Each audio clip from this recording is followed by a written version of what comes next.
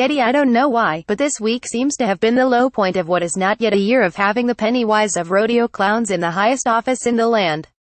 For reasons we'll try to enumerate in a moment, this week has brought into sharp relief the consequences of the Russiaratfcked, utterly racialized, hockaloogie decision that 63 million of our dimmer fellow citizens made to hand the presidency over to Donald Trump because they'd been fed indigestible fried crud by their favorite radio and television stars for the past 3 decades.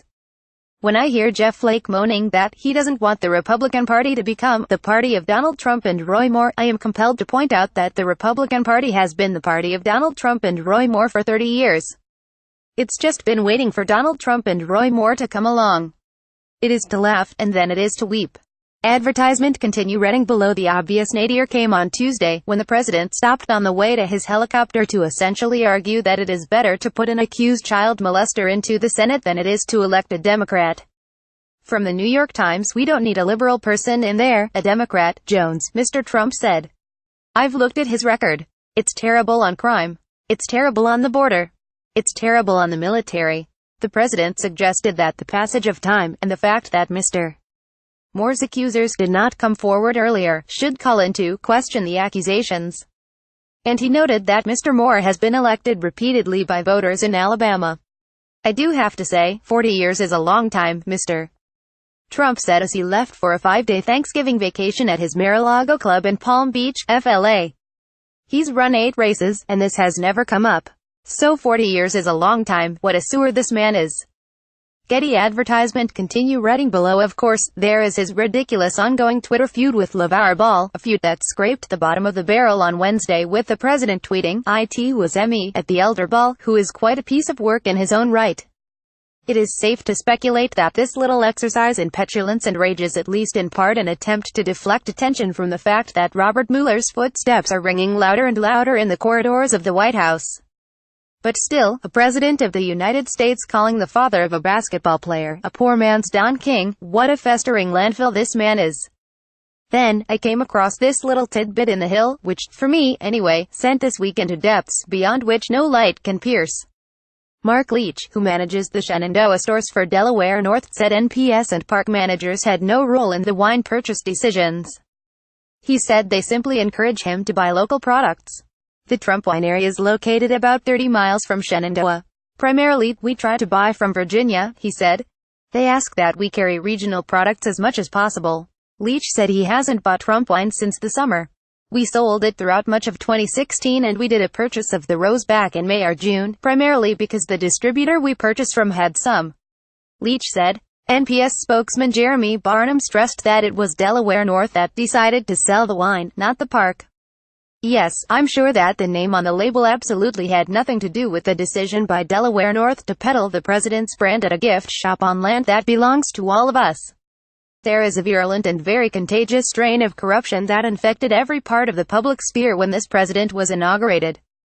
Advertisement continue reading below. Advertisement continue reading below. What a reeking, lifeless wasteland this man is. Getty not that it matters. The Republican Party will live with him just as it will live with the concept of Senator Roy Moore, our food court, if it has to do so. The Republican Party is the corrupt vehicle of corrupt interests and has been for so long that the party and the interests are no longer distinguishable from each other. A whopping percentage of Americans are opposed to the tax plan that the Senate is about to pass. On Wednesday, Senator Lisa Murkowski, briefly an independent voice against the shredding of the Affordable Care Act, announced that she would support a tax plan that did away with the individual mandate, which effectively would shred the Affordable Care Act. She's also very high on drilling for oil in ANWR. The only real problem that the Republicans have with the president is that his corruption is too obvious, too garish. It scares the donor class. It makes the good crystal rattle. Advertisement continue reading below. The only real problem that the Republicans have with the president is that his corruption is too obvious, too garish. Never in my lifetime have the politics of the country seemed so removed from the people of the country. Never in my lifetime have the people of the country seemed so removed from its politics. Never in my lifetime have political decisions seemed so removed from their consequences. An election driven by fear and hate and abandoned wrath has produced dangerous chasms into which the entire system may one day fall, and nobody appears to have any idea what to do about it. Adam Serwer's brilliant piece in The Atlantic is as good an explanation as any about what happened last November, and what may happen as a result. Advertisement continue reading below. Advertisement continue reading below. It was not just Trump's supporters who were in denial about what they were voting for, but Americans across the political spectrum, who, as had been the case with those who had backed David Duke, searched desperately for any alternative explanation, outsourcing, anti-Washington anger, economic anxiety, to the one staring them in the face.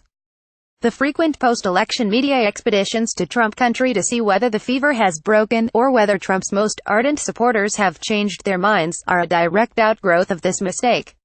These supporters will not change their minds, because this is what they always wanted: a president who embodies the rage they feel toward those they hate and fear, while reassuring them that that rage is nothing to be ashamed of. Cannot run a democracy on that basis. You perhaps cannot even run a nation, at least not one that doesn't devolve steadily into savagery. These were not unavoidable choices. We made them in the clear light of day. What a poisoned country we have left ourselves. Respond to this post on the Esquire Politics Facebook page.